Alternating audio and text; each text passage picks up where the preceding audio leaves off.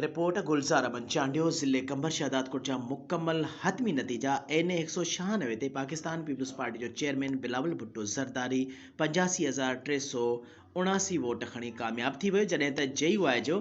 मौलाना नासिर मोहम्मद सुमरे 34,499 vote खणी ॿिए number ते आयो। एन 197 ते पाकिस्तान पीपल्स पार्टी जो मीर आमिर खान मगसी 88,130 वोट खणी कामयाब थी वियो, जॾहिं त JUI जे मौलाना मोहम्मद अज़ीज़ जागीरानी 24,199 वोट खणी ॿिए नंबर ते रहियो।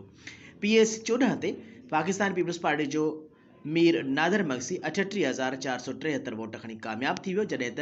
GTA जो मीर ज़फ़र बिरोही 20,422 वोट खणी ॿिए नंबर ते आयो। PS 15 ते पाकिस्तान पीपल्स पार्टी सिंध जो सदर निसार अहमद खोड़ो 44,810 वोट खणी कामयाब थी वियो, जॾहिं त मुस्लिम लीग नून जो उम्मीदवार हमायूं खान मुगेरी 17,211 वोट खणी ॿिए नंबर ते आयो। PS 16 कंबर ते पाकिस्तान पीपल्स पार्टी जो उम्मीदवार नवाब सरदार खान चांडियो 38,057 वोट खणी कामयाब थी वियो, जॾहिं त PTI जो आज़ाद उम्मीदवार मोहम्मद अली हकड़ो 12,581 वोट खणी ॿिए नंबर ते आयो। PS 17 वारह ते पाकिस्तान पीपल्स पार्टी जो उम्मीदवार नवाबज़ादा बुरहान खान चांडियो 43,885 वोट खणी कामयाब थी वियो, जॾहिं त GDA जो उम्मीदवार जावेद हुसैन खोखर 21,658 वोट खणी ॿिए नंबर ते आयो।